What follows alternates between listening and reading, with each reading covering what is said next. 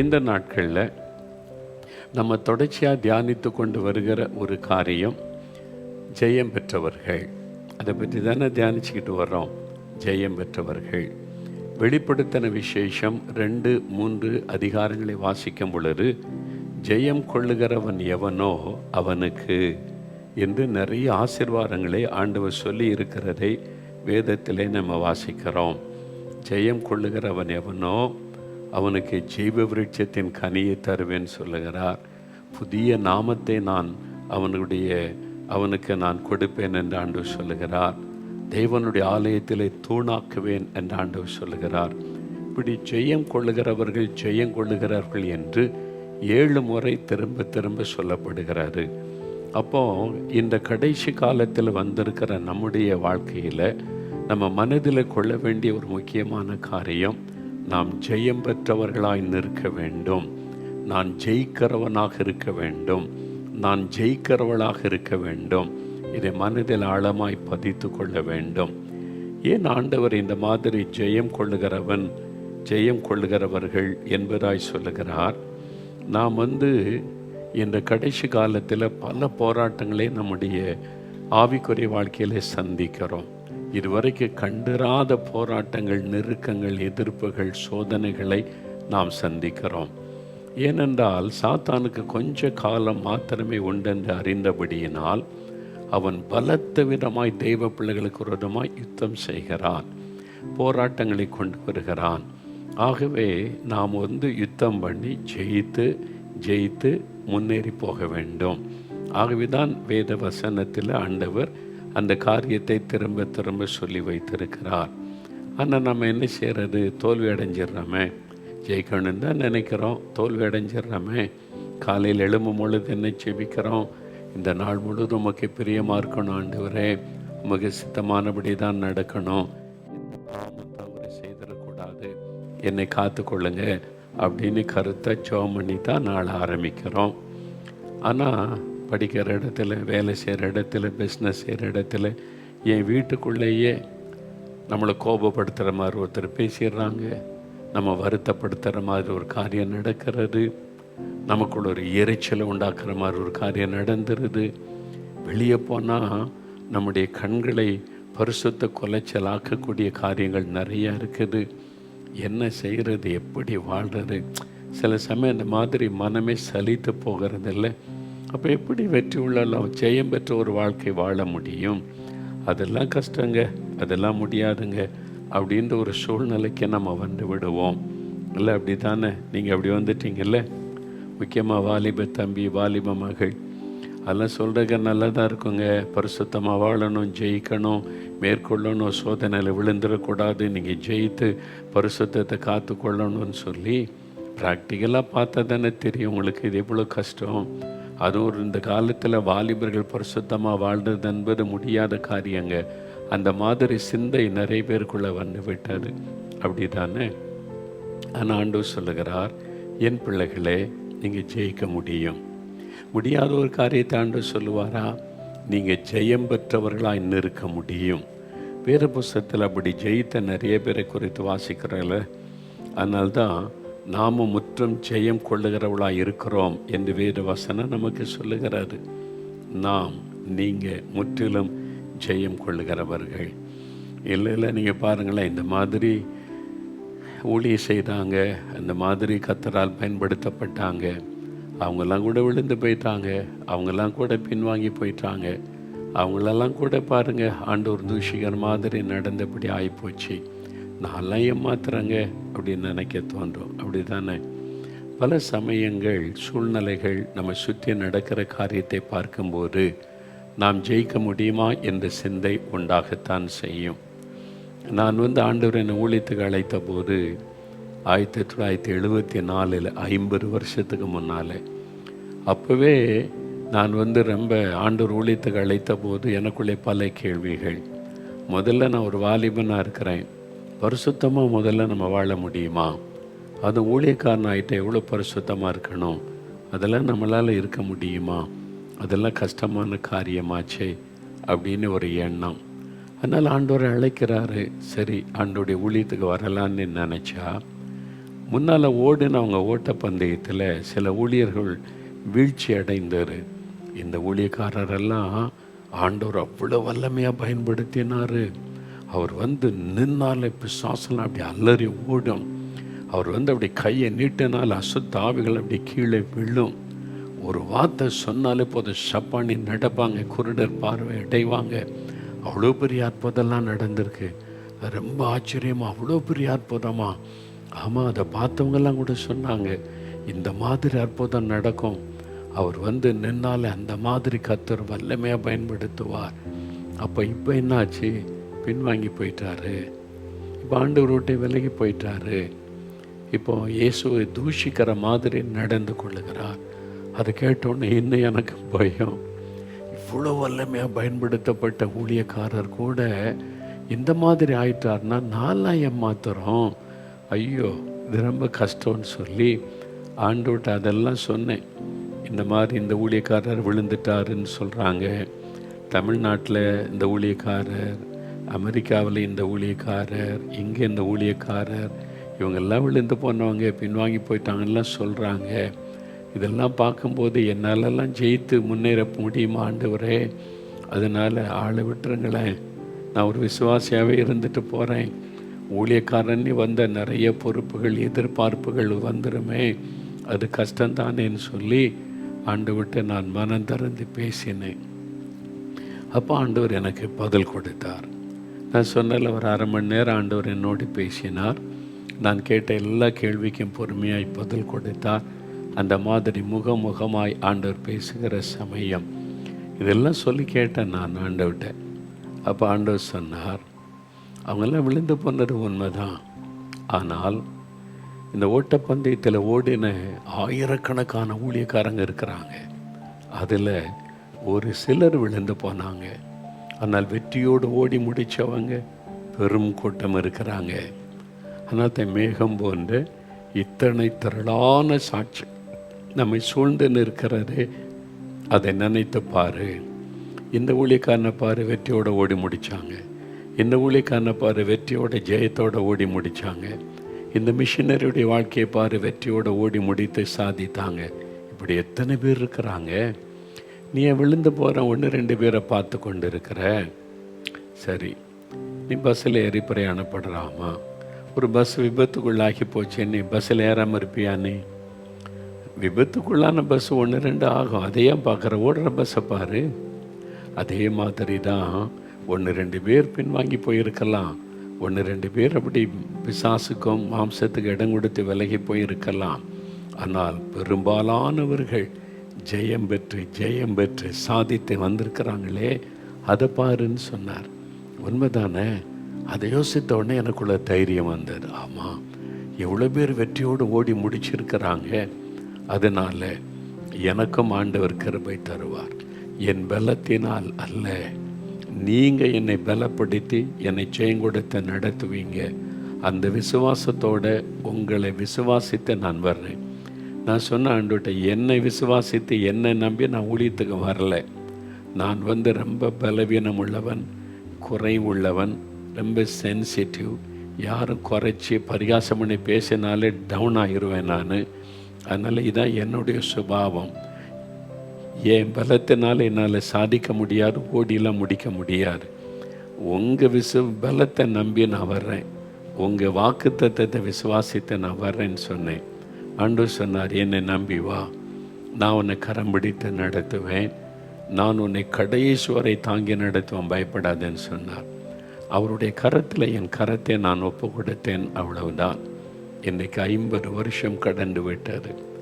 சில தோல்விகள், சில வீழ்ச்சிகள், சில ஏமாற்றங்கள், சில நெருக்கங்கள், சில மனசோர்வுகள் எல்லாம் வந்தது உண்மைதான்.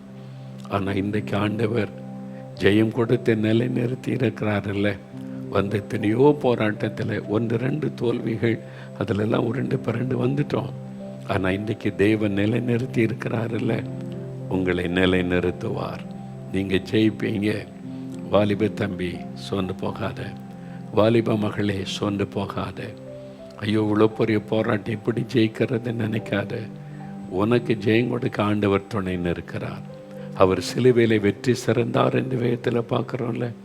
அவர் எதுக்கு வெற்றி சிறக்கணும்? அவர் தான் வானத்தையும் பூமி உண்டாக்கின சர்வ வல்லமுள்ள தேவன் ஆகிட்டே. அவர்கிட்டலாம் யார் யுத்தம் பண்ணி ஜெயிக்க முடியும்? அவர் எதுக்கு யுத்தம் பண்ணி ஜெயிக்கணும்? உங்களுக்கும் எனக்கும் ஜெயம் கொடுப்பதற்குத்தான் அவர் ஜெயம் எடுத்தார். அதனால் அந்த ஆண்டவர் இயேசு கூட இருக்கிறதுனால ஒன்றும் பயப்படாதங்க, நீங்கள் ஜெயத்தோடு கூட முன்னேறி போவீங்க. அப்போ இப்படி வெற்றியோடு கூட ஓடி முடித்த தானியேலை பாருங்கள், ஷாத்ரக் மேஷக் ஆபேத்நேகோவை பாருங்கள், நீங்கள் யோசேப்பை பாருங்கள், யோசுவாவை பாருங்கள். ஏதோ 1-2 சாலமோன் மாதிரி பின்வாங்கி போன ஆட்கள் இருக்கும். சில சமயத்தில் சிம்சன் மாதிரி விழுந்து போனவங்க இருப்பாங்க.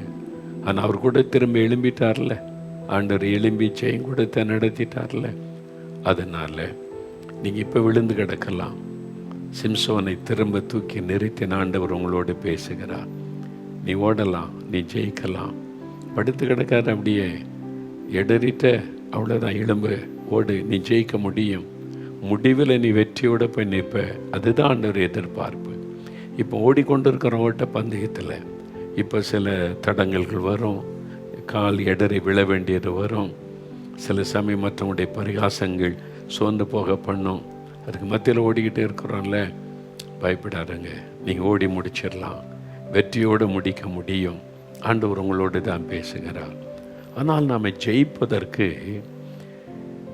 யார் நம்முடைய எதிராளி, யாரோடு நம்முடைய போராட்டம், இதை நாம் அறிந்து கொள்ளதான் முதலாவது நாம் பார்த்தோம் நம்முடைய மாம்சம், நம்முடைய சரீரம். இந்த மாம்சம், சரீரம் மாம்சம் தானே, இது நம்மோடு யுத்தம் பண்ணுகிறார். இதை நாம் ஜெயிக்க வேண்டும். அவயவங்களில் போர் செய்கிற இச்சைகள். யாக்கோபு 4:1 சொல்ல முடியும். அவயவங்களில் போர் செய்கிற இச்சைகள். கண்களில் ஒரு இச்சை, மாம்சத்தில் ஒரு இச்சை, நம்முடைய சரீர உறுப்புகளை உண்டாகிற இச்சையான காரியங்கள் நம்மோடு யுத்தம் பண்ணுகிறாரு. நம்மை வீழ்ச்சி அடைய, நம்மை பின்வாங்க பண்ண போராடுகிறாரு. அப்போ முதலாவது நம்முடைய போராட்டம் நம்முடைய மாம்சத்தோடு தான். இதை முதலாவது நம்ம ஜெயிக்கணும். அப்போது இதை நீங்கள் நல்லா அறிந்து கொள்ளணும். எல்லா மனிதருக்குள்ள மாம்சம் இருக்கிறது. நீங்கள் வெளியிலேருந்து வரக்கூடிய எதிராளியாகிய சத்துருவை, பிசாசை நீங்கள் பார்த்து கொண்டா இருக்காதுங்க. அதுவும் ஒன்று தான், உலகம், மாமிசம், பிசாசு. அதில் முதலாவது எதிரி நம்முடைய மாம்சம்தான். இதை நம்ம ஜெயிக்கணும். அதை ஆண்டவர் விரும்புகிறார். இது எப்படி நம்ம கூட போராடுகிறது? கலாத்தியர் 5:14-17 வாசிக்கும்போது, கடந்த முறை நம்ம பார்த்தோம்ல, கலாத்தியர் 5:17, மாம்சம் ஆவிக்கு விரோதமாகவும் ஆவி மாம்சத்துக்கு விரோதமாகவும் இச்சிக்கிறது. நீங்கள் செய்ய வேண்டுமென்று இருக்கிறவைகளை செய்யாதபடிக்கு இவைகள் ஒன்றுக்கொன்று விரோதமாக இருக்கிறது. மாம்சமும் ஆவியும், இந்த ரெண்டு எங்கே இருக்குது? இங்கே தான் இருக்குது. இது மாம்சம் வெளியில் பார்க்குறோம்ல, உள்ளுக்குள்ளே ஆவி இருக்கிறாரு. இந்த ரெண்டு ஒன்றுக்கு ஒன்று போராடுது. மாம்சமும் ஆவியும் போராடுகிறது. அதான் வசனம் சொல்லுங்க, மாம்சம் ஆவிக்கு விரோதமாகவும் ஆவி மாம்சத்துக்கு விரோதமாகவும் இச்சிக்கிறது. அதனால் விரோதமான ஒரு போராட்டம் நம்முடைய சரீரத்தில் நடக்கிறது. இதைத்தான் நம்ம புரிந்து கொள்ளணும். நமக்குள்ள இருக்கிற மாம்சம் ஆவிக்கு விரோதமாய் போராடி யுத்தம் பண்ணுகிறது. அதனால இந்த மாம்சத்தின் கிரியைகள், ஒர்க்ஸ் ஆஃப் த ஃப்ளஷ், இந்த மாம்சத்தின் கிரியைகள் இருக்குதுல்ல, அதை நம்ம மேற்கொள்ளணும்.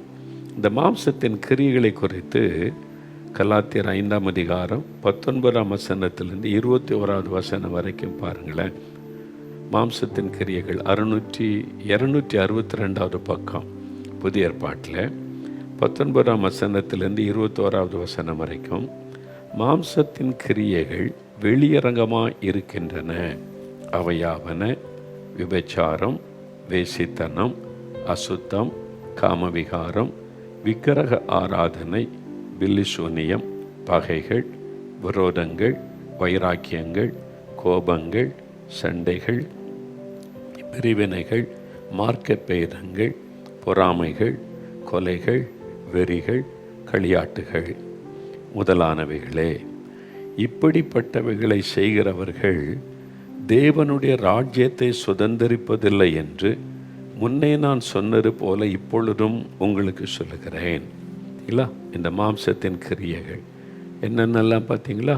கோபம், எரிச்சல், விபச்சாரம், வேசித்தனம், அசுத்தம், காமவிகாரம், பொறாமை, கொலைகள், வெறிகள், களியாட்டுகள், பார்த்தீங்களா? வைராக்கியம், கோபம், பகைகள், இதெல்லாம் பாருங்கள் நம்முடைய மாம்சத்திலேருந்து வெளிப்படக்கூடிய பாவக்கிரியைகள். இவைகளை நம்ம ஜெயிக்கணும். கோபம் வருது, திடீர்னு எரிச்சல் வருது, இச்சை நமக்குள்ளே உண்டாகிறது, கண்களின் இச்சை, மாமிசத்தின் இச்சைகள், பெருமை உண்டாகுது, பொறாமை உண்டாகுது. இப்படி நிறைய காரியங்களை, மாம்சத்தின் கிரியைகளை வேத வசனத்தில் ஆவியானவர் எழுதி வைத்திருக்கிறார். அப்போ இந்த மாம்சத்தின் கிரியைகள் நம்முடைய சரீரத்தில் எழும்பி போராடுகிறது, நமக்கு விரோதமாக யுத்தம் பண்ணுகிறது, நம்மை பாவத்துக்குள்ளாக்க, பாவத்துக்கு அடிமையாக்க, பாவ கரைகளை நமக்குள்ளே உண்டாக்கி நம்முடைய சமாதானத்தை கெடுக்க இந்த இச்சைகள் போராடுகிறது. மாம்சம் நமக்கு விரோதமாக யுத்தம் பண்ணுகிறது. இதை ஜெயிக்க முடியுமா? முடியும். அதனால தான் ஆண்டவர் சொல்லுகிறார், நீங்கள் ஜெயிக்க முடியும். நீங்கள் இந்த மாம்சத்தை முதலாவது ஜெயிச்சிட்டிங்கன்னா அதன் பிறகு ஈஸியாக உங்களுக்கு எதிராய் வரக்கூடிய உலகத்தின் காரியங்கள், சாத்தானுடைய காரியங்களை ஜெயித்து விட முடியும். அதனால் தான் முதலாவது நீங்கள் மாம்சத்தில் கிரியை செய்கிற, அவயவங்களிலிருந்து போராடுகிற இந்த பாவ காரியங்களை நம்ம ஜெயிக்கணும். அப்போ அது எப்படிங்க ஜெயிக்கிறது அப்படின்னு நினச்சிங்கன்னா, ஒரு காரியத்தை தெளிவாக நீங்கள் அறிந்து கொண்டால் உங்களுக்கு ஈஸியாக புரியும். பரிசுத்த அதில் ரோமர்களின் நிருபம், பரிசுத்த பவுல் ரோமர்களின் நிருபம் 8ஆம் அதிகாரம் 5 முதல் 10 வசனத்தை பாருங்கள். இந்த மாம்சமும் ஆவி எப்படி போராடுகிறது என்பதை தெளிவாக அறிந்து கொள்ளலாம். ரோமர் 8ஆம் அதிகாரம் 5லிருந்து 10 வசனங்கள்.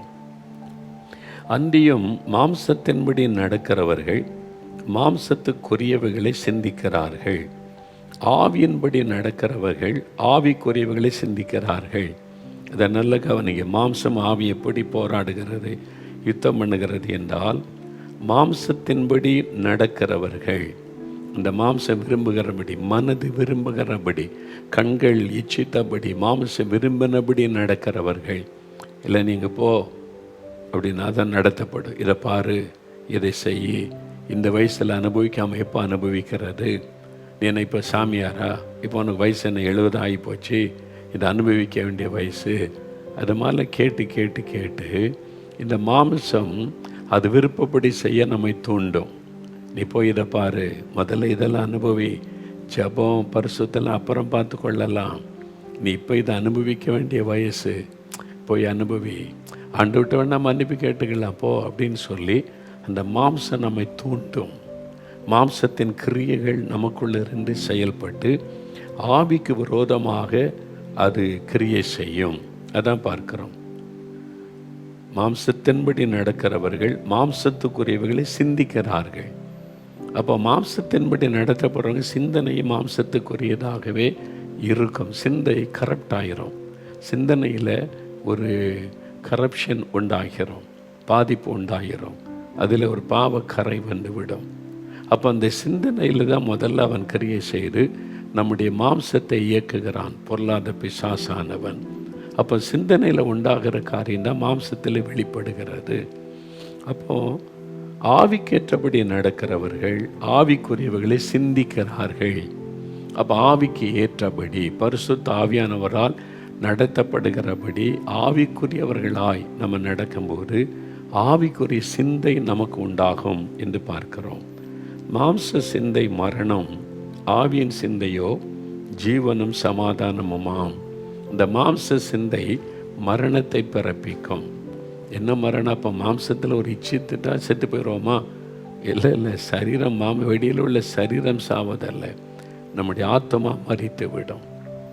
தேவனோடு அப்புறம் தொடர்பு கொள்ள முடியாது, சமாதானமாக இருக்க முடியாது, சந்தோஷமாக இருக்க முடியாது. இந்த ஆத்மா மரித்து விடும்.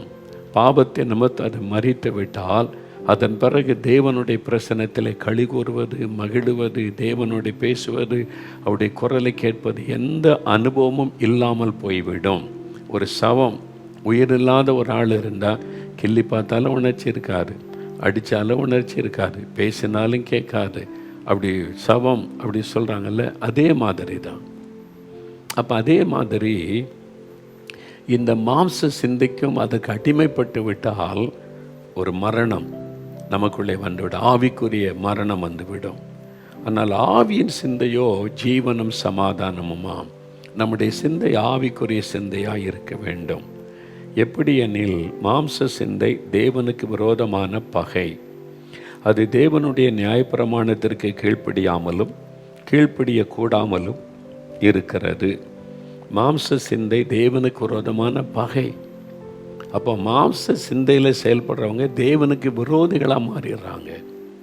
இப்படி தான் நம்ம ஆண்டவருக்கு சத்துருக்களாய் மாறி விடுகிறோம். நீங்கள் சொல்லலாம் வேண்டாம், நான் இயேசுவை நேசிக்கிறேன், கடவுளை நேசிக்கிறேன், ஜெகோவா ஆண்டவருக்கு ஸ்தோத்திரம்னு சொல்லலாம். ஆனால் மாம்சத்தின்படி நீங்கள் நடக்கும் பொழுது, மாம்ச சிந்தை உள்ளவர்களாய் காரியங்களை செய்யும்போது அது தேவனுக்கு விரோதமான பகை. அது தேவனுடைய நியாயப்பிரமாணத்திற்கு கீழ்ப்படியக்கூடாமலும் இருக்கிறது. மாம்சத்துக்குட்பட்டவர்கள் தேவனுக்கு பிரியமாக இருக்க மாட்டார்கள்.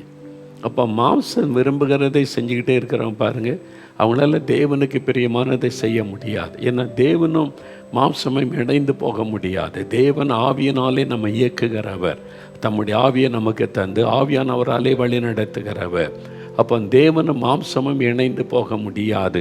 அதுதான் வேதம் சொல்லுகிறாரு, மாம்சத்துக்கு உட்பட்டவர்கள் தேவனுக்கு பிரியமாக இருக்க மாட்டார்கள். தேவனுடைய ஆவி உங்களில் வாசமாயிருந்தால் நீங்கள் மாம்சத்திற்கு உட்பட்டவளாயிராமல் ஆவிக்குட்பட்டவளாய் இருப்பீர்கள். கிறிஸ்துவின் ஆவி இல்லாதவன் அவருடையவன் அல்ல.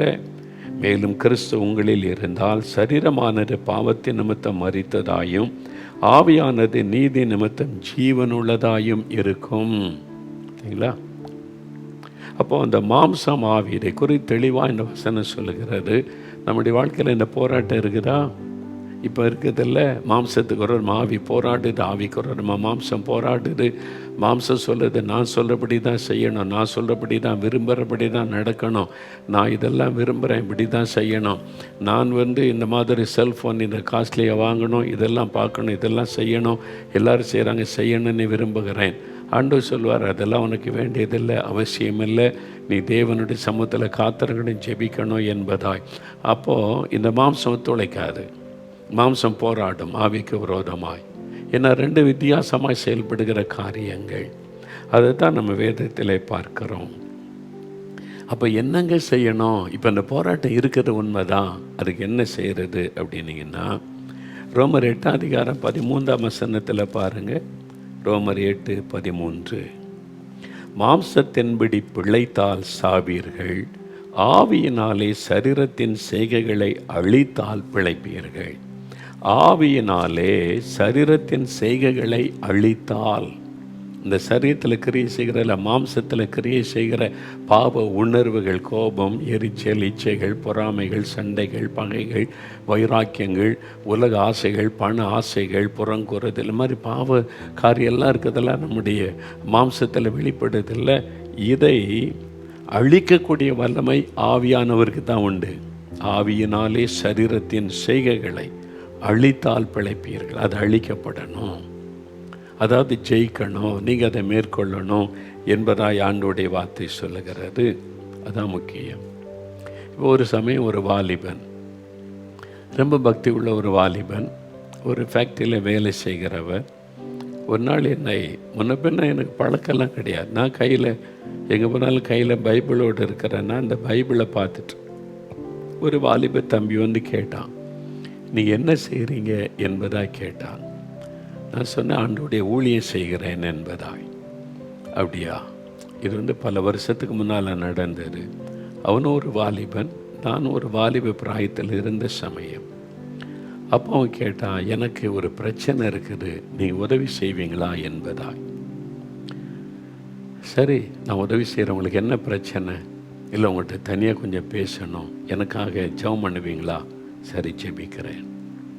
வேலைக்கு போய் கொண்டு இருந்த தம்பி வேலையை விட்டு என் கூட வந்துட்டார். நீ வேலை இன்றைக்கி லீவ் போட்டுக்கொள்ளலாம், இது ரொம்ப முக்கியம் எனக்கு, நான் எங்கே போய் கேட்குறதுன்னு தெரியல என்று சொல்லி என் கூட வந்துட்டார். 2 பேரும் வீட்டுக்கு வந்தோம். என்னோடய அறையிலே உட்கார்ந்தோம். சரி சொல்லுங்கள், உங்களுக்கு என்ன பிரச்சனை, நான் என்ன செய்யணுன்னு கேட்டேன். அவனுடைய கண்கள் இந்த கண்ணீர் வடிய ஆரம்பித்தார். அப்படியே அழுது கொண்டே இருந்தான். கொஞ்ச நேரம் அழுத பிறகு சொன்னான், நான் ரட்சிக்கப்பட்டிருக்கிறேன், இயேசுவை என் உள்ளத்தில் ஏற்றுக்கொண்டிருக்கிறேன், என் பாவத்தெல்லாம் அவர் மன்னிச்சிருக்கிறான்னு நிச்சயம்லாம் எனக்கு உண்டு. எனக்கு ரொம்ப சந்தோஷம். ரட்சிக்கப்பட்ட ஒரு வாலிபன், பாவம் மன்னிக்கப்பட்ட நிச்சயமெல்லாம் இருக்கிறாரு.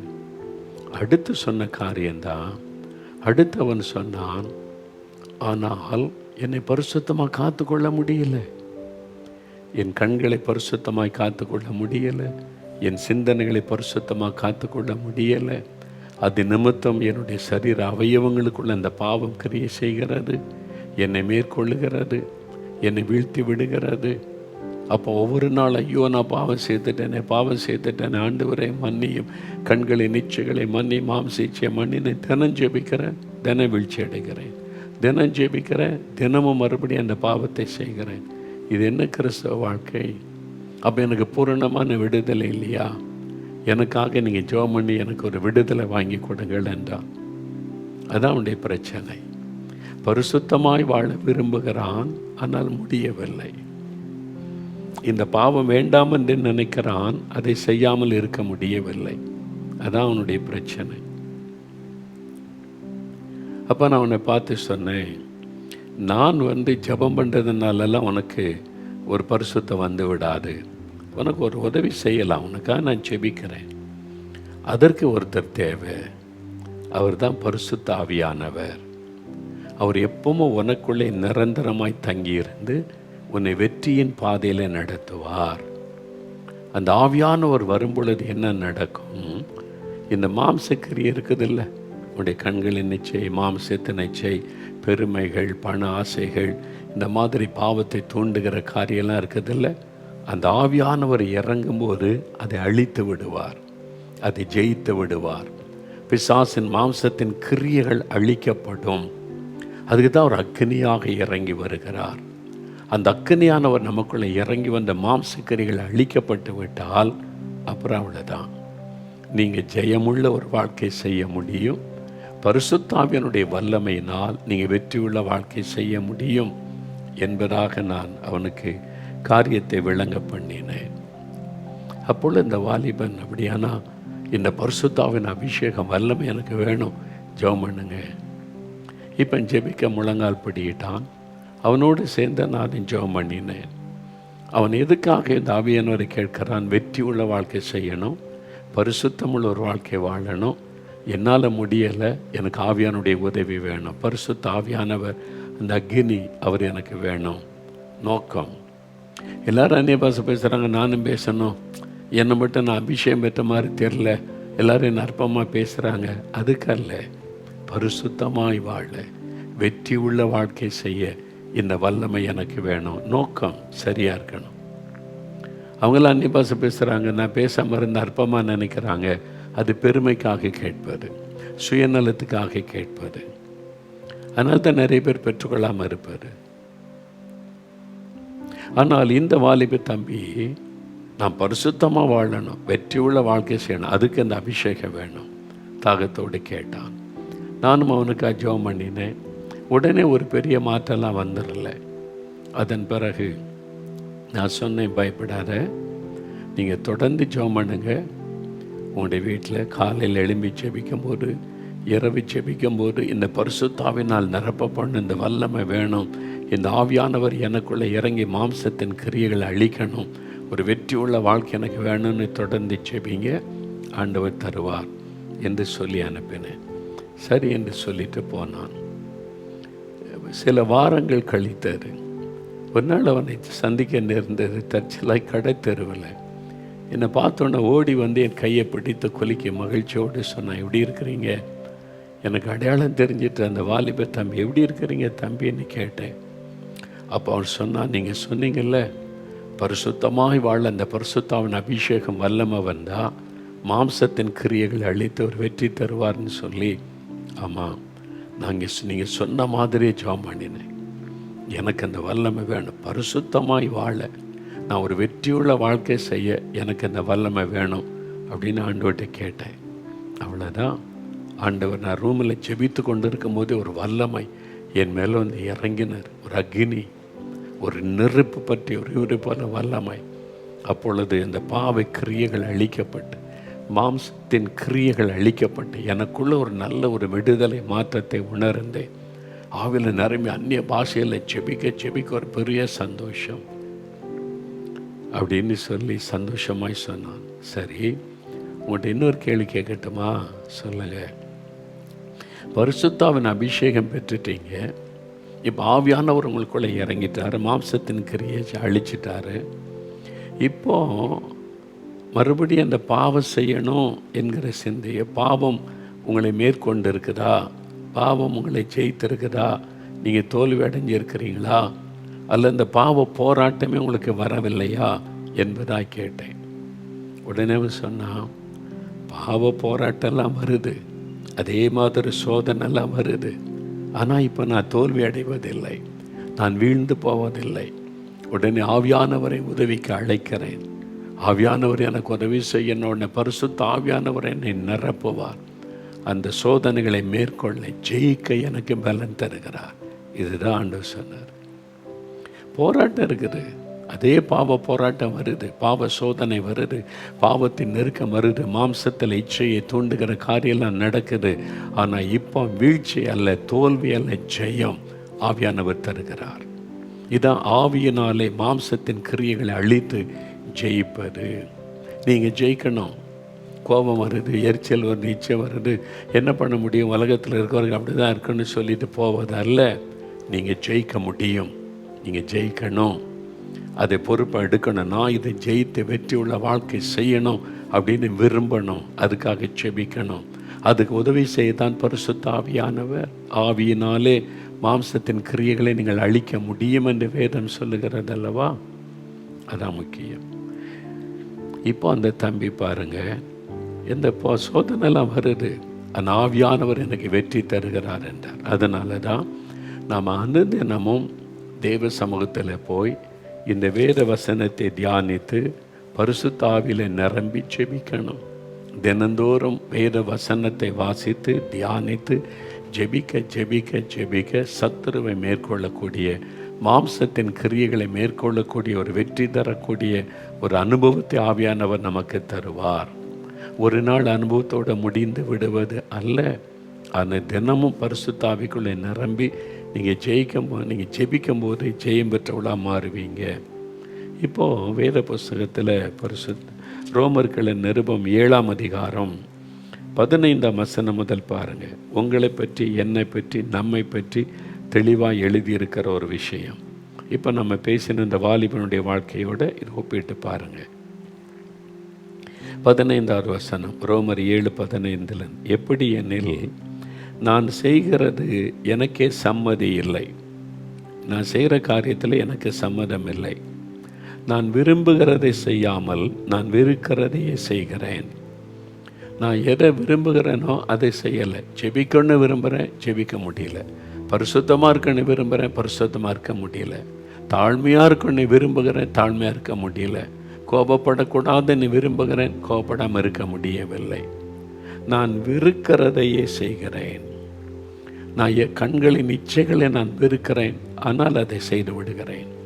மாம்சத்தின் இச்சைகளை நான் வெறுக்கிறேன், அதை செய்து விடுகிறேன். கோபத்தை, எரிச்சல், இச்சை காரியங்களை வெறுக்கிறேன், ஆனால் கோபம் வந்து விடுகிறது. அப்போ அதான் ஒரு மனுஷனுடைய ஒரு உண்மையான நிலைமை. நான் விரும்புகிறதை செய்யாமல் நான் வெறுக்கிறதே செய்கிறேன். அவயவங்கள் அப்படி தான் செய்கிறார். இப்படி நான் விரும்பாததை செய்கிறவனாய் இருக்க நியாயப்பிரமாணம் நல்லது அல்ல என்று ஒத்துக்கொள்ளுகிறேனே. ஆதலால் நான் அல்ல, எனக்குள் வாசம் பண்ணுகிற பாவமே அப்படி செய்கிறது. நான் ரட்சிக்கப்பட்டுட்டேன், ஆண்டவருடைய பிள்ளை தான், அவருடைய ரத்தம் கழுவி விட்டது. ஆனால் இன்னும் எனக்குள்ளே பாவம் வாசம் பண்ணுகிறது. அதுதான் என்னை தூண்டுகிறது, அதுதான் என்னை பாவம் செய்ய, மாம்சத்தை தூண்டி தூண்டி தூண்டி என்னை செய்ய வைக்கிறது.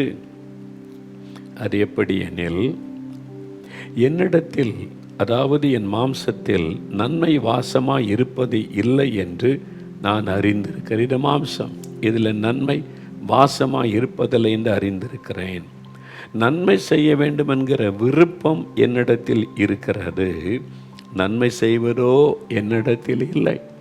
இதுதான் இன்றைக்கு ரட்சிக்கப்பட்ட தெய்வ பிள்ளைகளுடைய போராட்டம்.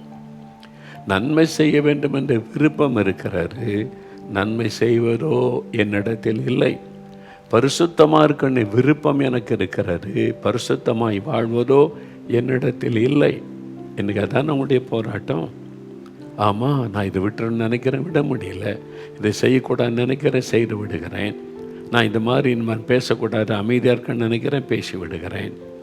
ஒரு தாப்பனார் சொன்னாங்க, ஒரு முறை என்னை ஜெபிக்க வந்தாங்க. என்னையான்னு கேட்டேன். பொது வயசான தாப்பன்மார் வந்தால் வியாதி பலவீனம் சில மன கஷ்டம் சொல்லுவாங்க. அவங்க சொன்னாங்க, எனக்கு ஒரு பலவீனம் ஐயா, ஆண்டவர் என்ன ரட்சித்திருக்கிறார், நான் ஆண்டவருடைய பிள்ளையாக இருக்கிறேன், அதிலெல்லாம் எனக்கு சந்தேகம் இல்லை. ஆனால் திடீர்னு கோபம் வந்துடுது எனக்கு. இந்த கோபம் வர்றதுனால என் குடும்பமே பாதிக்கப்படுது. காலையில் எழும்பி ஜெபிக்கிறேன், பைபிள் வாசிக்கிறேன், இந்த கோபப்படக்கூடாதுன்னு நினைக்கிறேன், என்னால் முடியலையே. டக்குன்னு கோபம் வந்துடுது, கோபமான வார்த்தை வந்துடுது. அதனால் என் மனைவி பாதிக்கப்படுறாங்க, பிள்ளைகள் பாதிக்கப்படுறாங்க, என்னால் எல்லாருமே பாதிக்கப்பட்டு குடும்பத்தில் சமாதானமே இல்லாமல் அப்படியே ஒரு நெருக்கமும் ஒரு அமைதியும் துக்கமும் காணப்படுகிறது. நான் தான் அதுக்கு காரணம். அப்போ அந்த தகப்பனாருக்குள்ள கோபப்படக்கூடாது என்ற விருப்பம் இருக்கிறது, ஆனால் கோபப்படாமல் இருக்க முடியல. சாந்தமாக இருக்கணும்னு விருப்பம் இருக்குது, சாந்தமாக இருக்க முடியல. இதான் பெரிய பிரச்சனை. அவர் சொன்னான், விரும்புகிறதை செய்யாமல் விரும்பாத தீமையை செய்கிறேன். 20வது வசனம், அந்தபடி நான் விரும்பாததை நான் செய்தால் நான் அல்ல, எனக்குள்ளே வாசமாயிருக்கிற பாவமே அப்படி செய்கிறது. என் மாம்சத்துக்குள்ள பாவம் வாசம் பண்ணுகிறது, அதுதான் அப்படி செய்கிறது என்பதாய் சொல்லுகிறார். ஆனபடியால் நன்மை செய்ய விரும்புகிற என்னிடத்தில் தீமை உண்டென்கிற ஒரு பிரமாணத்தை காண்கிறேன். பரிசுத்தமாக வாழணும், நன்மை செய்யணும்னு நினைக்கிறேன், ஆனால் தீமை செய்யணும், பாவம் என்கிற ஒரு பிரமாணம் எனக்குள் இருப்பதை நான் காண்கிறேன். ஆகிலும் என் மனதின் பிரமாணத்திற்கு விரோதமாய் போராடுகிற வேறொரு பிரமாணத்தை என் அவயவங்களில் காண்கிறேன். ஒரு போராட்டம் நடக்குது என் அவயவங்களில். என் மனதில் நான் விரும்புகிறதுக்கு விரோதமான ஒரு போராட்டம் என் சரீர அவயவங்களிலே உண்டாகிறது. அந்த போராட்டத்தை நான் காண்கிறேன். அது என் அவயவங்களில் உண்டாயிருக்கிற பாவ பிரமாணத்திற்கு என்னை சிறையாக்கி கொள்ளுகிறது. அப்போ என் அவயவங்களிலே போராடுகிற பாவ காரியங்கள். நிர்பந்தமான மனுஷன் நான். இந்த மரண சரீரத்தை நின்று யார் என்னை விடுதலையாக்குவார்கள்? என்னுடைய போராட்டம். இந்த மரண சரீரத்தை நின்று யார் என்னை விடுவிப்பார்கள்? இது ரட்சிக்கப்பட்ட ஆண்டவருக்கு பிரியமாய் வாழ விரும்புகிற ஒரு மனிதனுடைய உள்ளத்தில் இன்று எழும்பக்கூடிய ஒரு போராட்டம். பார்த்தீங்களா? ஜெயிக்க முடியல, ஆனால் நம்ம ஜெயிக்கணும் அப்படின்னு ஆண்டவர் சொல்கிறார். போராட்டம் இருக்கும், மாம்சம் போராட்டம், ஆவிக்கு விரோதமாக உன் சொந்த சரீரமே போராட்டம். உன்னை பாவத்துக்குள்ளாக்க, உன்னை வந்து கரைப்படுத்த, அந்த பாவ ஆசை உனக்குள்ளே தூண்டி செய்ய வைக்க போராடும். நீ ஜெயிக்கணும், ஜெயம் பெற்றவளாக இருக்கணும். அதுதான். அப்போ நிர்பந்தமான மனுஷன் நான். இந்த மரண சரீரத்திலிருந்து யார் விடுதலையாக்குவார்கள்? ஒரு மனிதனுடைய கதறுதல் பார்த்தீங்களா? இதை குறித்து பவுல் தான் அதை எழுதுகிறார்ல. ரோமருடைய ஆட்சி காலம், பவுல் இருந்த இயேசுவின் நாட்களும் ரோமருடைய பவுலப்போஸ்தலனுடைய காலமும் ரோமர்களுடைய ஆட்சி காலம். இந்தியா வெள்ளையர்கள் ஆட்சி பண்ணாங்கல்ல, அது மாதிரி ரோமர்கள் இஸ்ரேல் தேசம், உலகத்தின் பல தேசங்கள், ஆசியா ஐரோப்பா நாடுகளில் பெரும்பகுதியில் அவங்க ஆட்சி பண்ணினார்கள். அவங்க கொடுக்கிற கொடூரமான தண்டனை வாரடி. வாரினால் அடித்து காயப்படுத்துவது அது ஒரு தண்டனை. அப்புறம் சிலுவையில் அறைவது, கைகளில் காலில் ஆணி அடித்து தொங்க விடுவது அது ஒரு தண்டனை. இன்னொரு தண்டனை கொடுப்பாங்களாம், அது ரொம்ப கொடூரமானது. என்ன செய்வாங்க? இந்த மனிதன் அரசாங்கத்துக்கு விரோதமாக பாவம் செய்துட்டான், கொடிதான ஒரு பாவம் செய்துட்டான் அப்படின்னா அவனுக்கு ஒரு தண்டனை. என்ன தண்டனைன்னு சொன்னால், மரித்து போன ஒரு சவம், உயிரற்ற ஒரு சவத்தை அவனுடைய முதுகில் வைத்து அந்த உடம்போடு இணைச்சிருவாங்க. அதாவது யோசித்து பாருங்கள், ஒரு பிணம் செத்து போயிட்டான், உயிர் இல்லை. பிணத்தை கொண்டு வந்து உங்கள் முதுகில் வச்சு தலையோட தலை, கையோட கை, காலோட கால் வச்சு வர முடிய பிணைச்சிருவாங்க. அது எப்படி செய்வாங்கன்னு தெரியல, ஆனால் இணைச்சிருவாங்க. அது என்ன டேப்பு போடுவாங்களோ, கம்பினால் கட்டுவாங்களோ, ஏதோ ஒரு விதத்தில் இணைச்சிருவாங்க. இணைச்சி வெளியே விட்டுருவாங்களாம்.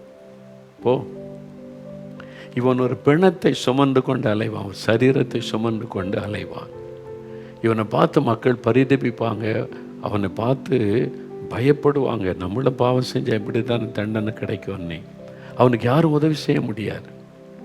அவனை காப்பாற்ற அரசாங்கம் கொடுத்திருக்கிற தண்டனை, ரோம் அரசாங்கம் கொடுக்கிற கொடிய தண்டனை.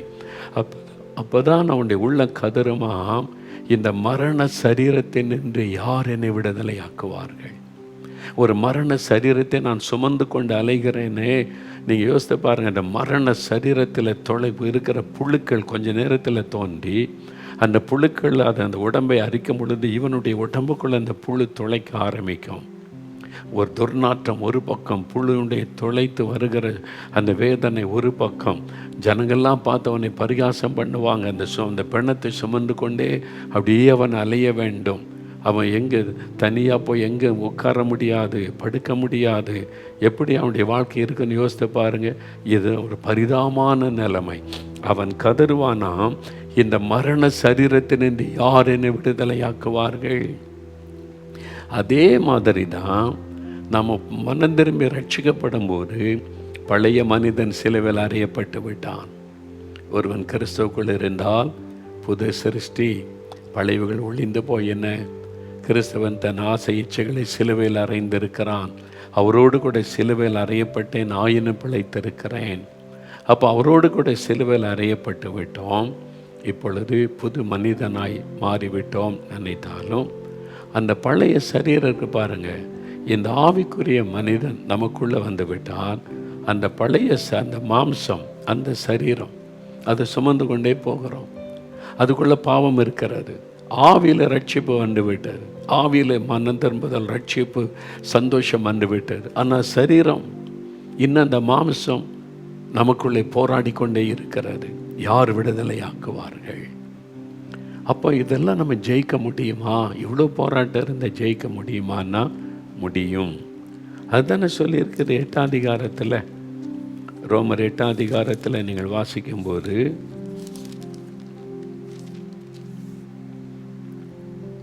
ரெண்டாவது வசனம், கிறிஸ்து இயேசுவினாலே ஜீவனுடைய ஆவியின் பிரமாணம் என்னை பாவம் மரணம் என்பவைகளின் பிரமாணத்தினின்று விடுதலையாக்கிற்றே. எனக்கு விடுதலை கிடைத்து விட்டார். அந்த மாம்ச சரீரத்தில் இந்த விடுதலை, அந்த பழைய மனிதன், பழைய மாம்சம் நான் சிலுவையில் அறைய ஒப்பு கொடுத்தேனே, இந்த பழைய மாம்சம், அந்த பழைய பாவங்கள், இச்சைகள், கோபங்கள், எரிச்சல்கள், வைராக்கியங்கள், சண்டைகள், பகைகள், மார்க்க பேதங்கள், விக்கிரக ஆராதனை, ஆணவம், இது போன்ற பாவத்தெல்லாம் இருந்த பழைய சரீரத்தை சுமந்து கொண்டு இருந்தல்ல, அதிலிருந்து ஒரு விடுதலை ஆவியானவர் கொடுத்து விட்டார். அதுக்கு தான் பரிசுத்த ஆவியானுடைய வல்லமை. அவர் இல்லாமல் நம்ம ஜெயிக்க முடியாது. அவர் இல்லாமல் இதெல்லாம் மீறி நம்ம வெற்றியுள்ள வாழ்க்கை செய்ய முடியாது, பரிசுத்தமுள்ள வாழ்க்கை செய்ய முடியாது. அதனால் தான் ஆவியினாலே சரீரத்தின் செய்கைகள் அழிக்கப்பட வேண்டும் என்று வேதம் சொல்லுகிறது. அதனால் தான் அந்த தம்பி பாருங்கள், ஜெபம் பண்ணின போது ஆவியானுடைய வல்லமை இறங்கின உடனே அந்த பழைய மனிதன் விலகினான், இல்லாமல் போய்விட்டது. அவர் சுமந்து கொண்டிருந்த பழைய மனிதன், அந்த பழைய பாவ மனிதன் அவரை விட்டு போய்விட்டார். இப்போ ஆண்டவர் வெற்றியுள்ள வாழ்க்கை தருகிறார், உங்களுக்கு தருவார், நீங்கள் பெற்றுக்கொள்ள முடியும். அதனால தான் ஆண்டவர் இன்றைக்கு உங்களோடு பேசுகிறார். என் பிள்ளைகளே, முதலாவது உங்களுடைய அவயவங்களிலே போர் செய்கிற இச்சைகளை நீங்கள் மேற்கொள்ளணும், நீங்கள் ஜெயிக்கணும். அதனுடைய ஆவிக்கு விரோதமாய் போராடுகிறது. அதுதான் உங்களை பின்னுக்கு இழுக்கிறது.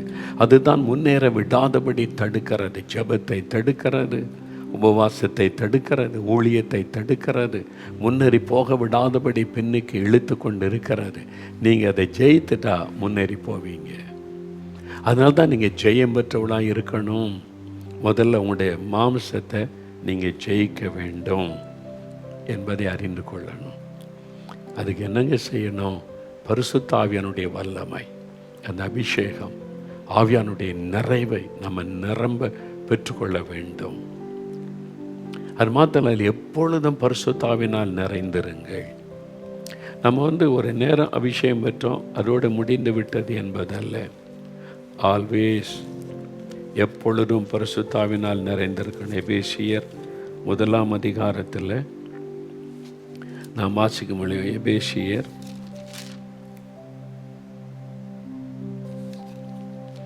5 அதிகாரம் 18வது வசனம் பாருங்க. எபேசியர் 5:18, துன்மார்க்கத்துக்கு ஏதுவான மதுபான வெறி கொள்ளாமல் ஆவியினாலே நிறைந்து, filled with the Holy Spirit always. அப்போ அந்த வசனத்துக்கு நீங்கள் துன்மார்க்கத்துக்கு ஏதுவான மதுபான வெறி கொள்ளாமல். மதுபானம் குடிக்கிறவங்க எப்பவும் போதையிலே இருப்பாங்க பார்த்தீங்களா? அப்படியே அந்த மதுபானம் போதையிலே வச்சுருக்கவங்கள, போதை இருந்துக்கிட்டே இருக்காங்களே, என்ன பேசுகிறோம் என்ன நடக்குதுன்னு தெரியாது. அந்த மாதிரி அப்போது இந்த மாதிரி அந்த மாதிரி போதைக்கு இடம் கொடுக்காதங்க, அது உங்களை பாழாக்கி விடும். அதுக்கு பதிலாக ஆவியினாலே நிறைந்திருங்கள். நான் அதை யோசித்து பார்த்தேன். பரிசுத்த ஆவியினுடைய நிறைவையும் இந்த மாதிரி மதுபானத்தில் போதையில் இருக்கிறதையும் ஒப்பிட்டு ஆண்டவர் பேசியிருக்கிறாரு. இதில் அப்படி என்ன விஷயம் என்றால், நம்ம ஊருக்கு தான் கரெக்டு. நம்ம ஊர் ஆள் பார்த்திங்களா, காலையில் எழும்பினோட முதல்ல சாராய கடையில் போய் குடிச்சிருவாங்க சிலர். அப்புறம் 11 மணிக்கு ஒரு முறை குடிப்பாங்க, மத்தியானத்தில் ஒரு முறை, சாயங்காலம் ஒரு முறை. ஒரு காலத்தில் சாயங்காலம் வேலை முடிஞ்சு உடம்பு வலிக்குதுன்னு கொஞ்சம் குடிப்பாங்க.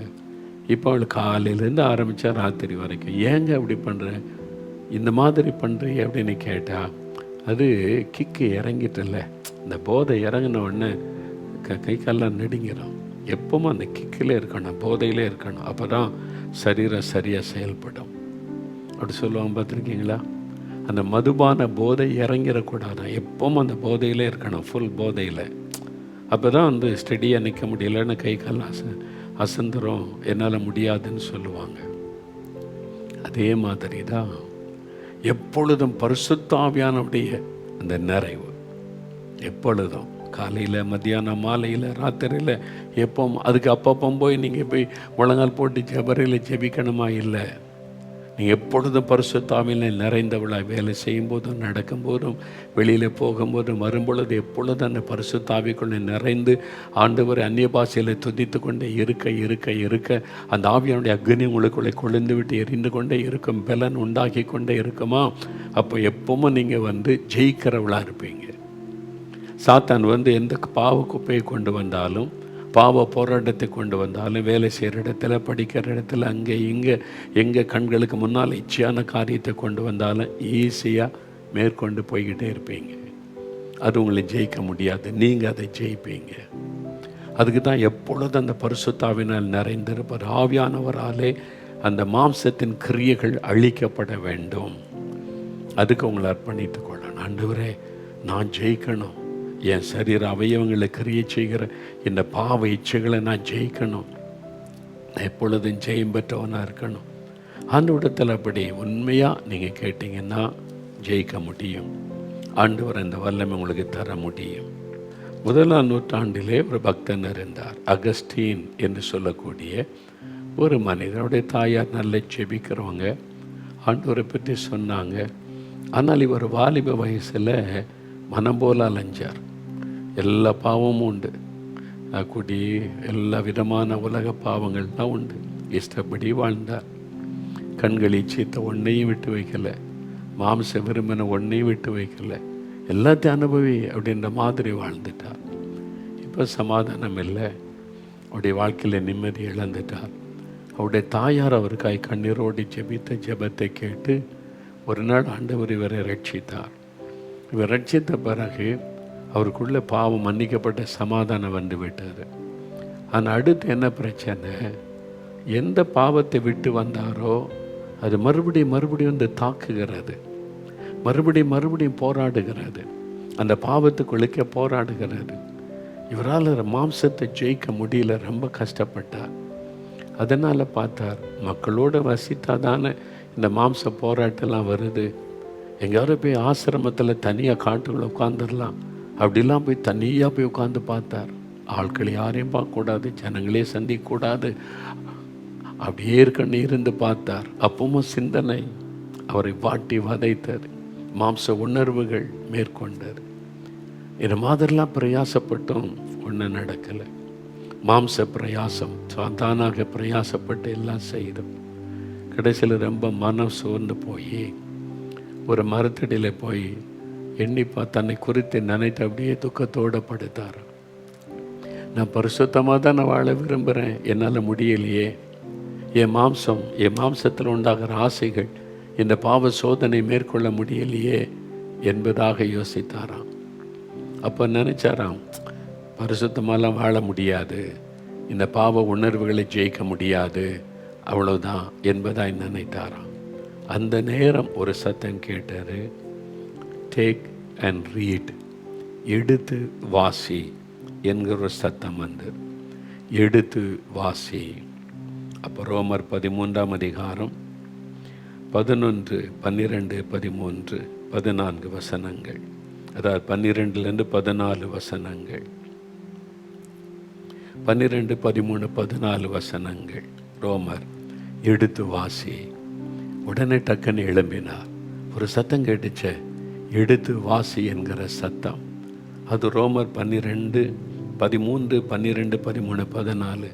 நேர வீட்டுக்கு ஓடினார், தன்னுடைய அறைக்கு ஓடினார், வேதத்தை திறந்தார், எடுத்து வாசித்தார். என்ன சொல்லுகிறது? ரோமர் 13, 12, 13, 14.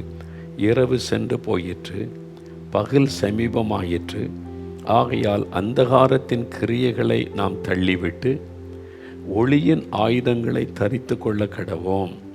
களியாட்டும், வெறியும், வேசித்தனமும், காமவிகாரமும், வாக்குவாதமும், பொறாமையும் உள்ளவர்களாய் நடவாமல் பகலிலே நடக்கிறவர்கள் போல சீராய் நடக்க கடவோம். துர் இச்சைகளுக்கு இடமாக உடலை பேணாமல் இருந்து கர்த்தராகிய இயேசு கிறிஸ்துவை தரித்து கொள்ளுங்கள். கர்த்தராகிய இயேசு கிறிஸ்துவை தரித்து கொள்ளுங்கள். அந்த வார்த்தை அவருடைய உள்ளத்தை தொட்டார். இயேசு கிறிஸ்துவை தரித்து கொள்ளுங்கள். பாருங்க, தரித்து கொள்ளன்னு சொல்ல, இந்த ட்ரெஸ்ஸை அணிஞ்சிக்க, இந்த உடையை தரித்துக்கொள். அந்த உடையை அணிந்து கொள்வதுதான் தரித்துக்கொள். இந்த உடையை தரித்துக்கொள்னு சொல்லுவாங்கல்ல. இயேசு கிறிஸ்துவை தரித்து கொள்ளுங்களேன், இயேசுவை அணிந்து கொள்ளுங்க. இயேசுக்கிற ஒரு ட்ரெஸ்ஸை போல இயேசுவை உடுத்தி கொள்ளுங்கள் என்பதாக. துர் இச்சைகளுக்கு இடமாக உடலை பேணாமல் இருந்து கர்த்தராகிய இயேசு கிறிஸ்துவை தரித்து கொள்ளுங்கள். அப்போ நீங்கள் ஜெயிக்க முடியும் என்பதான வார்த்தை வெளிப்பட்டார். உடனே அவர் ஆண்டோடைய பாத்தில் விழுந்து, இயேசுவே உம்மை நான் தரித்து கொள்ளுகிறேன். என் வாழ்க்கை முழுவதும் நீங்கள் தான். என் கண்கள், சிந்தனைகள், எண்ணங்கள், பார்வை, பேச்சு, என் கைகள், கால்கள் எல்லாம் இயேசு இயேசு இயேசுவுக்காக நீர் என்னை முழுமையாக ஆட்கொள்ளணும். அப்போ பரிசுத்த ஆவியானவர் அவரை முழுமையாய் ஆட்கொண்டார். அந்த ஆவியானவர் நமக்குள்ளே வரும் பொழுது தான் இயேசுவே நம்மை வந்து நிரப்புவதை உணர முடியும். அந்த நிரப்புதல் வந்த உடனே ஒரு பெரிய மாற்றம், ஜெயமுள்ள ஒரு வாழ்க்கை, பாவத்தை மேற்கொள்ளுகிற ஒரு வாழ்க்கை அவரை குறித்து சொல்லப்படுகிறது. இவ்வளவு போராட்டத்தில் இருந்தவர் பிற்காலத்தில் செயின்ட் அகஸ்டீன் என்று அழைக்கப்படக்கூடிய அளவிற்கு ஒரு பரிசுத்தமுள்ள ஒரு வாழ்க்கை வாழ்ந்தார். அவரோடு அவர் மனமாறினதை தெரியாத, அவரோட பழக்கமுள்ள முந்தின அந்த பெண்கள் ரோட்டில் பார்த்து அகஸ்டீன்னு கூப்பிட்டாங்க. காது கேளாத ஒரு போனார். அந்த பெண் வந்து கூப்பிட்டாள், அகஸ்டீன் என்னை மறந்துட்டியா, நம்ம ஒன்றா இருந்ததெல்லாம் மறந்துட்டியான்னு கேட்டா. இல்லை மறந்துட்டேன், எனக்கு தெரியல, என்ன சொல்கிற அப்படின்னு கேட்டேன். அது பழைய அகஸ்டீன், அவன் மரித்து சில வருடங்கள் ஆகிவிட்டது. இப்பொழுது நான் புதிய அகஸ்டீன். இது இயேசு, இது இயேசு, எனக்குள் இப்பொழுது இயேசு இருக்கிறார், அவரை அணிந்து கொண்டிருக்கிறேன் என்பதா. இப்பொழுது அந்த எண்ணமும் இல்லை, சிந்தையும் இல்லை, அதை குறித்த நோக்கமும் இல்லை என்று சொல்லிவிட்டார். பெரிய மாற்றம் உங்கள் வாழ்க்கையில் நடக்கும். இன்றைக்கு ஆண்டவரே, இந்த மாம்சத்தின் கிரியைகளை ஜெயிக்க பரிசுத்த ஆவியானவர் எனக்குள்ளே இறங்கணும். அந்த அக்னி எனக்குள் இறங்கி மாம்சத்தின் கிரியைகளை அழிக்கணும். இயேசுவை நான் அணிந்து கொள்ளணும். இயேசுவால் நான் நிரப்பப்படணும். என் பார்வை இயேசுவின் பார்வையாக மாறணும். என் சிந்தனை இயேசுவின் சிந்தையாக மாறணும். என்னுடைய நாவு இயேசுவின் நாவாய் மாறணும். என் அவயவங்கள் இயேசுவின் அவயவங்களாக மாறணும். என் ஒப்பு கொடுக்கிறேன், ஆவியானவர் இப்படி ஆட்கொள்ளட்டன்னு அந்த ஆவியானவர் ஆட்கொண்டு விட்டால் அவ்வளோதான், மாம்ச கிரியைகள் அழிக்கப்படும். நீங்கள் வெற்றி உள்ள ஒரு வாழ்க்கை இன்று முதல் வாழுவீங்க. இப்போ அதற்காக ஜெபிக்க போகிறோம். விசுவாசிக்கிறீங்களா? விசுவாசத்தோடு இப்போ என் கூட சேர்ந்து ஜெபிக்கிறீங்களா? ஆண்டவரே, நானும் பாவத்தை ஜெயிக்கணும். என்னை மேற்கொள்ளுகிற இந்த பாவம் என் சரீரத்தை மேற்கொண்டு மாம்ச இச்சையை தூண்டி என்னை ஜெயிக்கிற இந்த பாவங்களை நான் ஜெயிக்கணும். இந்த மாம்சத்தின் இச்சைகளை நான் ஜெயிக்கணும். ஆண்டவரே, நான் வெற்றி உள்ள ஒரு கிறிஸ்தவனாய் வாழணும். இப்போ அதற்கு முன்னாடி அபிஷேகம் வல்லமை எனக்கு வேணும். இப்போ நீங்கள் ஜெபம் பண்ணுங்க. அந்த ஆவியானுடைய வல்லமை உங்களை நிரப்ப போகிறது. ஜெயம் உள்ளவர்களாய் மாற்ற போகிறது. அப்படியே ஜெபம் பண்ணுங்க. கண்களை மூடி ஜெபிங்க. முடிந்தால் முழங்கால் படியிட்டு கொள்ளுங்க. சில நிமிட நேரம் நான் கருத்தாக ஜெபம் பண்ணுங்க. வாயை திறந்த ஆண்டவரே, நான் முற்றிலும் ஜெயம் கொள்ளுகிறவனாய் இருக்க வேண்டும். இந்த மாம்சத்தின் செயல்களை கிரியைகளை நான் ஜெயிக்க வேண்டும். இந்த மாம்சத்தின் கிரியைகள் அழிக்கப்பட வேண்டும். என்னை பாவம் செய்ய தூண்டுகிற என் அவயவங்களில் கிரியை செய்கிற பாவ பிரமாணத்தின் கிரியைகள் அழிக்கப்பட வேண்டும். கண்களின் இச்சைகளை தூண்டுகிற மாம்ச இச்சைகளை தூண்டுகிற பெருமை, பொறாமை, எரிச்சல், கோபம், வைராக்கியம், பகைகள், சண்டைகள், பண ஆசை என்று என்னை தூண்டுகிற இந்த மாம்சத்தின் கிரியைகள், பாவ கிரியைகள் அழிக்கப்பட வேண்டும். இப்பொழுது பரிசுத்த ஆவியானுடைய அக்னி எனக்குள் இறங்கட்டும். ஜெபம் பண்ணு மகனே, ஜெபம் பண்ணு மகளே, வாலிப தம்பி ஜெபம் பண்ணு, வாலிப மகளே ஜெபம் பண்ணு. இப்பொழுது ஜெயம் கொடுக்கிற ஆவியானவர் உங்கள் மேலே இறங்கி கொண்டிருக்கிறார். நீங்கள் ஜெயிக்கிறவர்கள், இன்று முதல் ஜெயத்தை பார்க்கிறவர்கள், இன்று முதல் வெற்றிகளை காண்கிறவர்கள். இதோ அந்த பரிசுத்த ஆவியானுடைய அக்னி உங்கள் மேலே இறங்கி கொண்டு இருக்கிறது. கேளுங்கள், இப்பொழுது என்னை நிரப்பும், அக்னியாக என்னை மாற்றும். அந்த மாம்சத்தின் கிரியைகளை அழித்து போடுவீராக, சுட்டரித்து போடுவீராக. இப்பொழுது ஆவியானுடைய வல்லமை இறங்கட்டும். இயேசு கிறிஸ்துவை நான் அணிந்து கொள்ள வேண்டும். இயேசு கிறிஸ்துவால் நான் நிரப்பப்பட்டிருக்க வேண்டும். நிரப்புங்க ஆண்டவரே. இந்த மகனை நிரப்புங்க, இந்த மகளை நிரப்புங்க. யார் யார் ஜெபிக்கிறார்கள் ஒவ்வொருவரையும் ஆவியானவர் நிரப்பி இப்பொழுது ஆட்கொள்ளும். ஜெயம் பெற்றவர்களாக அவர்களை நிலை நிறுத்தும். மாம்சத்திலே போராடுகிற பாவ பிரமாணத்தை ஜெயிக்கிறவர்களாய் ஒவ்வொருவரை நீர் மாற்றும். ஜெயம் பெற்றவர்களாய் மாற்றும். இதோ நீர் ஜெயம் தருகிறீர், உமக்கு நன்றி. மாம்ச கிரியை அழிக்கப்படுகிறது, உமக்கு நன்றி. மாற்றங்களை நீர் உண்டாக்குகிறீர், அதற்காக உமக்கு நன்றி. இந்த நிமிஷம் முதல் மாற்றத்தை காணட்டும். உடைய வல்லமை தொட்டதற்காய் ஸ்தோத்திரம். இயேசு கிறிஸ்துவின் நாமத்தில் ஜெபிக்கிறோம், ஜெயம் எடுக்கிறோம் பிதாவே. ஆமேன். பாருங்க, ஆண்டவர் பெரிய வெற்றி உங்களுக்கு தந்திருக்கிறார். விசுவாசிங்க. நீங்கள் ஜெயம் எடுத்திருக்கிறீங்க. இன்னும் அனுதினமும் ஜெயம் கொடுத்து நடத்துவார். நீங்கள் நம்முடைய ஜெபிக்கலாம் நிகழ்ச்சியில் எத்தனை சாட்சி பார்த்தீங்க. 45 வருஷம் மதுபானம் இல்லாமல் இருக்க முடியாது. 25 வருஷம் போதை வஸ்துகள் இல்லாமல் இருக்க முடியாது. இயேசு என்னை தொட்டு எனக்குள் வந்த அடுத்த நிமிஷம் அந்த சிந்தனையே போய்விட்டார், அந்த எண்ணமே, அந்த ஆசையே போய்விட்டார். அதே மாதிரி பாவத்தின் ஆசை உங்களை விட்டு விலக்கப்பட்டு ஒரு புதிய இருதயம், ஒரு புதிய சிந்தை, ஒரு புதிய வாழ்க்கை உங்களுக்குள்ளே, ஜெயமுள்ள ஒரு வாழ்க்கை. இதை நீங்கள் காத்து கொள்ளணும். அதுக்கு தினமும் பரிசுத்தாவில நிரம்பி ஜெபிக்கணும். வேத வசனத்தை தியானித்து ஜெபிக்கணும். அப்போ ஜெயம் பெற்றவளாக இருப்பீங்க. ஆகவே இதனுடைய தொடர்ச்சியை நாளை தினத்தில் மறுபடியும் நாம் தியானிக்க போகிறோம். அதனால் இந்த வசனங்கள் எல்லாம் வாசிங்க. நான் சொன்ன இந்த வார்த்தைகளை வாசித்து தியானித்து ஜெபிங்க. ஆண்டவர் உங்களுக்கு ஜெயமுள்ள வாழ்க்கையை தருகிறார். ஜெயம் கொள்ளுகிறவன் எவனோ அவனுக்கு ஜீவ கிரீடத்தை தருவேன்னு சொல்லியிருக்கிறார். நீங்கள் ஜெயம் பெற்றவளாக இயேசுவை சந்திப்பீங்க. விசுவாசிங்க. God bless you. Amen.